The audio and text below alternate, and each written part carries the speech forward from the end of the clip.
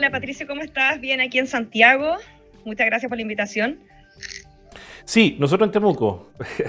Con- en Temuco con algo de Me lluvia imagino. y un poco de frío. No sé cómo está la temperatura en Santiago a esta hora. También está helado aquí, pero no está lloviendo, sí. Ya, fantástico. Bueno, vamos al tema que nos convoca. Chile transita en una complejidad con sus pueblos originarios, particularmente con el pueblo mapuche, desde hace décadas, ¿no? Y esta es una situación que los sucesivos gobiernos no han podido darle solución.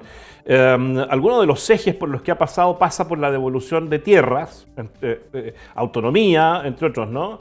Ese es el camino, efectivamente, a la luz de experiencias internacionales. ¿Es el camino que eventualmente Chile pudiera mantener o hay, desde el punto de vista de otras experiencias, alternativas a esto? Bueno, es una pregunta bien compleja. La verdad es que, como todo sistema o estudio comparado, cada país tiene su realidad.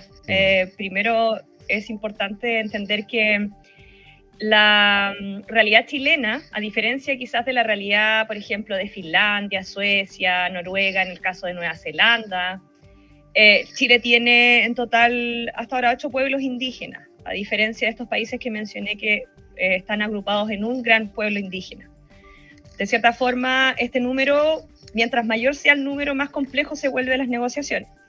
Obviamente que quizás podríamos decir que en el caso de Chile el escenario más complejo está también con el pueblo indígena, digamos, originario mapuche, que de alguna otra forma ha estado en continuas tensiones con el Estado, algunas muy, digamos, con mucha base y justificación, otras obviamente que lamentablemente han derivado a una serie de acciones violentas, de ataques, ¿cierto? Tanto forestales como a agricultores y agricultoras. Ahora, acorde a lo que tú decías, Patricio, no existe una fórmula única, digamos, que uno pueda replicar en Chile. Por ejemplo, entiendo que la gobernación de Biobío, por lo que la otra vez conversábamos, fue justamente hacer un viaje a Nueva Zelanda para entender un poco mejor cómo era el sistema allá.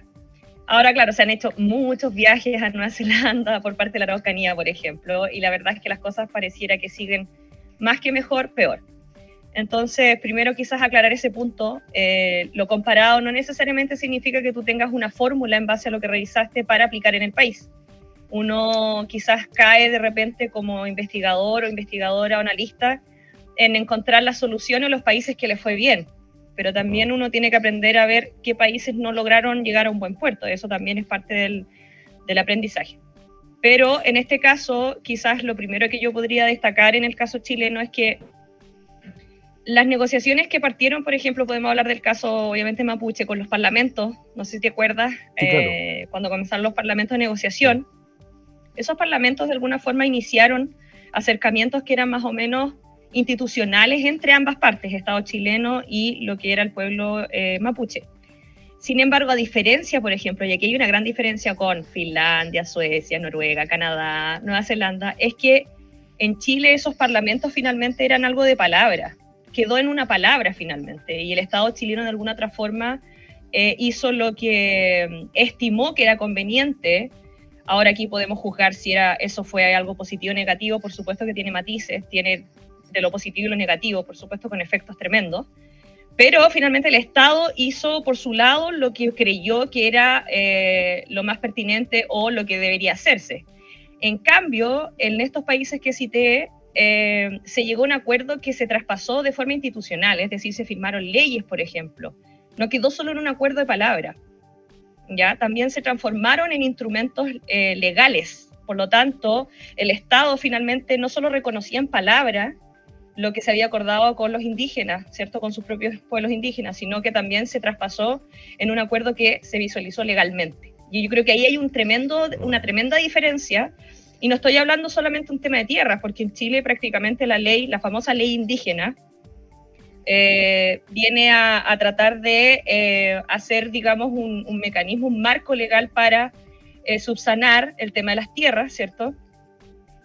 Como así otro tipo de elementos que estaban sujetos a las tierras, como por ejemplo el tema de que no se pueda vender de una persona indígena a un chileno, en ese caso, estas estén exentos de ciertos impuestos, etcétera. Entonces, el tema fue acá, yo creo que en Chile hay un tema bastante complejo que fue que estos parlamentos no se lograron traducir en institucionalidades, no sé si me explico. Sí, claro. Y eso generó que finalmente fuera la palabra de un presidente en un parlamento, después cambió la palabra de otro presidente en otro parlamento, y así hemos seguido en mesas de trabajo, que los parlamentos se transformaron en mesas de trabajo. Entonces, cada presidente que ha tocado en Chile, prácticamente en esta silla musical, se podría decir, va acordando cosas distintas, y a lo cual el gobierno que lo sigue, sobre todo si es de otra línea política, vuelve de nuevo a cero las conversaciones. Un poco lo que pasó, ¿te acuerdas con el ministro Moreno? Moreno, sí. Que llevaba, digamos, logró de alguna forma captar algunas confianzas y que luego eso terminó en nada. Lo que iba generando y lo que yo creo que va construyendo un nivel ya de desconfianza entre las partes mismas, que es natural, creo yo. Sí, claro, el trabajo del ministro Moreno termina efectivamente con la muerte de Camilo Catrillanca, ¿no? Camilo, puedo equivocarme en el nombre, pero de Catrillanca, no, en el fondo, sí, ¿no? Hasta ahí llega el trabajo, porque pierde evidentemente la confianza de parte, digamos, de algunos grupos mapuches. Por lo tanto, a la luz de la historia, ¿no?, de estas sillas musicales que tú planteas como una forma de relacionarse con el pueblo mapuche, lo que uno observa, o lo que tú observaste, porque aquí hay un estudio tuyo, ¿no?, sí, de otras latitudes, estos niveles de violencia que se viven hoy día, que pudieran parecer como una cuestión tan cotidiana, sobre la cual uno está acostumbrado y que pasa a ser casi amarillismo desde el punto de vista de las comunicaciones, pero estos niveles de violencia que se viven precisamente en nuestra región, ¿se han vivido también en la relación Estado-pueblos originarios en otras partes del mundo? Yo diría que el nivel de violencia no lo que estamos viendo hoy día. No lo que estamos viendo hoy día, que hay buses escolares, hay gente civil que está pasando y le están disparando directamente. Eso no. Estamos hablando, por ejemplo, puedo citar el caso maorí, que quizás podría ser uno de los más cercanos y que Chile le encanta citar. Sí. Y le encanta viajar a Nueva Zelanda, de todas maneras. El caso maorí, entre los 70 y los 80, hubo tremendas protestas y hubo tomas de tierras, de hecho. Ahí se efectuaron distintas tomas de tierra por parte de los maorí, de los indígenas, reclamando justamente la restitución de las tierras que eran consideradas ancestrales. Pero estamos hablando del 70 y el 80. Digamos, el caso que puedo citar más podría ser un poco más elevado en su nivel de violencia en cuanto a la forma en que se fue articulando las tomas. Pero eso, a diferencia claramente de Chile, y aquí quizás es también otra gran conclusión que pude llegar en ese estudio comparado, que lo hice hace bastantes años atrás, en el marco del Senado, fue que de alguna otra manera el Estado se sentó a negociar seriamente con los indígenas, con lo cual finalmente llegaron a acuerdos. Por ejemplo, en el caso maorí, los maorí tienen escaños reservados, tienen 7 escaños reservados en la Cámara, son unicamerales, tienen una Cámara solamente en el Senado, en Nueva Zelanda, y ahí hay 7 escaños reservados para los maorí. También, por ejemplo, tienen otro tipo de acuerdos, ¿cierto?, que benefician a los maorí. Por ejemplo, se le entregaron terrenos, campos, ¿cierto?, que son arrendados por las forestales y de alguna otra forma los maorí van sacando porcentajes de ganancias. También se le entregó un porcentaje, si no me recuerdo, eran 35 o 40% de los derechos de pesca. Y así otra serie, por ejemplo, el manejo de de las reservas naturales, ¿cierto? Entonces, también el Estado neozelandés ha sido muy estratégico en, más que dar ayudas directas económicas a los indígenas, como lo ha hecho quizás Chile en gran parte de su política hacia los indígenas, Nueva Zelanda, lo que hizo fue ir apoyando los emprendimientos individuales de los maorí, como grupales. Entonces tú encuentras que los maorí hoy en día, en Nueva Zelanda, exportan muchos productos son maorí. Entonces, de alguna otra forma, se fue generando una independencia económica de ellos mismos. Obviamente que hay algunas realidades que no se pueden desconocer, que aún están quizás en un nivel un poco más precario económico, pero en sí, si lo comparamos quizás con Chile, claramente los maorí en Nueva Zelanda tienen una economía que les permite, de alguna otra forma, tener no solamente una voz en el país, en los temas sociales, que sería a través del del Parlamento con sus 7 escaños, sino también una voz económica, ¿cierto? Entonces, ahí hay un ejemplo como un Estado se sentó a negociar de forma formal, seria, con un pueblo indígena y llegaron a acuerdos que finalmente les han permitido coexistir, obviamente sin dejar fuera que pueden hasta el día de hoy tener ciertos conflictos y roces por temas culturales, pero les ha permitido coexistir y ir desarrollándose de forma paralela. En el caso, por ejemplo, ahí tenemos un ejemplo, quizás lo que es la parte más económica, ¿cierto? Con algunos porcentajes de beneficios, por ejemplo, en el caso de los beneficios de arrendar tierras a forestales o a otra empresa. Yo siento que en Nueva Zelanda el enfoque fue muy económico y lo hizo muy bien, ¿ya? Hacer independiente a los maoríes, que no dependan del Estado netamente. En el caso, por ejemplo, que es distinto, que fue en Finlandia, Suecia y Noruega, en esos casos, lo que hicieron en estos estados nórdicos fue negociar con los indígenas Sami, que es el pueblo originario más grande que hay, y lo que se generó fue que toda esta serie de negociaciones que partieron como comités, consejos indígenas, fueron reconocidos como parlamentos. Es decir, en Finlandia, Noruega y Suecia existen parlamentos indígenas, que van funcionando paralelamente al parlamento, digamos, se podría decir, institucionalizado de esos países. Y de hecho, muchas de las materias que tocan el Parlamento indígena tienen que ver con el resguardo de la cultura, la lengua, ¿cierto?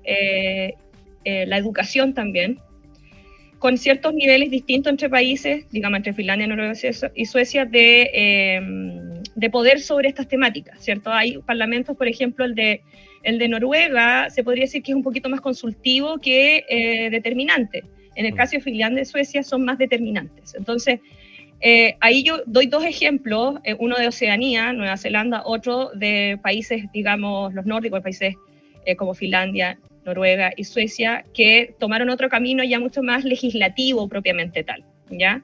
Y es ahí donde también se han articulado derechos para los indígenas Sami, ¿cierto? Derechos a la casa, derecho al resguardo de su cultura, la injerencia en la educación, en el resguardo de la educación tradicional. Entonces, hay distintos formatos, pero todos, digamos, tienen esta línea común, que el Estado ha institucionalizado finalmente mecanismos para que los pueblos indígenas sean parte oficial, formal, del sistema político, de alguna otra forma. Ahora, eso nos lleva a otra conclusión, de alguna manera, ¿no? Cuando tú planteas que es el Estado el que asume, digamos, ciertos compromisos, nos lleva al proceso que estamos viviendo hoy día, que tiene que ver con la elaboración de una nueva Constitución. Voy a hacer una constatación de hecho más que el juicio valórico en sí. Y la constatación de hecho nos permite entonces concluir que la Constitución del 80, por ejemplo, no reconoce la diversidad étnica presente en Chile, representada por pueblos indígenas y afrodescendientes. No está reconocida en la Constitución, ¿no? En efecto, la Constitución mantiene una concepción más bien monoétnica. En alguna parte dice en Chile somos todos iguales, ¿no? Entonces, no reconoce, digamos, que la presencia de pueblos originarios. ¿De qué manera países como Nueva Zelanda u otros manejaron precisamente a nivel constitucional esta relación con sus pueblos originarios? Los países que yo te estoy hablando, se suma a Canadá, se suma actualmente a Australia, de hecho, que hizo una consulta, ¿cierto?, a la ciudadanía en cuanto al reconocimiento constitucional de los pueblos originarios, de lo que se entiende como la generación perdida en Australia. ¿Cuál más me está quedando? Puede ser, bueno, sí, mencioné los más como clásicos, que sería Canadá, Nueva Zelanda, Finlandia, Noruega, Suecia, y entre eso también Australia. Todas las constituciones reconocen a los pueblos, no a las etnias. Hay una nomenclatura distinta. Etnia es muy distinto a un pueblo, ¿cierto? El pueblo de alguna otra forma es un concepto que de alguna forma va o trae consigo derechos por ser pueblo, derechos colectivos. Entonces, estos pueblos están reconocidos constitucionalmente por los países que mencioné, hace muchos años, de hecho. Pensemos que, por ejemplo, yo te estoy hablando, Pato, que en el caso de Finlandia, Noruega, Suecia, estoy hablando que el Parlamento, por ejemplo, Sami, indígena Sami de Finlandia, se crea en 1973, no el 2000, 20. En el caso del Parlamento Sami noruego, se crea en 1989. El Sami sueco se crea en el 93, que fue el más tardío. Entonces, de alguna otra forma, eso también ha llevado a que los países vayan reconociendo constitucionalmente a estos pueblos. Ahora, ojo, claro, estamos hablando que los Sami, los Maorí, es un pueblo. En Chile tenemos 8. Entonces, ahí también viene una complejidad de cómo negociar con los 8, cuando solamente quizás uno el que de alguna otra forma está alzando la voz, que en este caso sería el pueblo mapuche. Pero ¿qué pasa también con los otros pueblos indígenas de Chile? Entonces ahí también creo que en la discusión constitucional tampoco hay que perder eso de vista, no porque los otros pueblos se mantengan más pasivos, se podría decir, significa que también hay que perder la vista de ellos, ¿me entiendes? Entonces, claramente que digamos, probablemente que se reconozca, y es lo ideal, se reconozca en el borrador de constitución que existen pueblos indígenas. Bueno, y eso plantea, además por extensión, otra complejidad, ¿no? Que tiene que ver con que el Estado de alguna manera occidentaliza también el diálogo, en el sentido de decir, mire, nuestra organización del Estado es que nosotros tenemos parlamento y tenemos un presidente que es una persona que rige los destinos del país. En términos del diálogo, al menos el pueblo mapuche, no existe esa figura occidental, ¿no? Lo que piensa una comunidad en Nehuentúe puede ser muy distinto a lo que piensa otra comunidad en Lonquimay. Y eso complejiza de alguna manera mucho más el diálogo, ¿no? Sí, bueno, de hecho, la verdad es que la gran parte de los pueblos indígenas tiene una composición similar, tiene, digamos, distintos liderazgos, no es que haya uno. De hecho, la creación de la figura de presidente de la comunidad, que fue una creación occidentalista de Chile, viene de alguna otra forma a debilitar la figura de lo que se conocía como el lonco. Y ahí hubo un tremendo tema, porque finalmente hay 2 figuras directivas o presidenciales, se podría decir, que muchas veces estuvieron en pugna. Una piensa A, la otra piensa X, ¿a cuál le hago caso como comunidad? Entonces, cuando tú de repente, quizás eso es lo complejo de tratar de sacar ideas de otros países de repente y replicarlas tal cual, porque generas efectos nocivos a largo plazo, como el caso de la creación de esta figura de presidente. Entonces hoy en día hay loncos que no tienen tanto poder de negociación, porque lo tiene más un presidente de la comunidad, ¿te fijáis? Porque el presidente es el que va gestionando los fondos, va haciendo lobby con el sistema político. Entonces ahí tenemos un elemento que se podría tomar desde este occidentalismo que tú estás mencionando.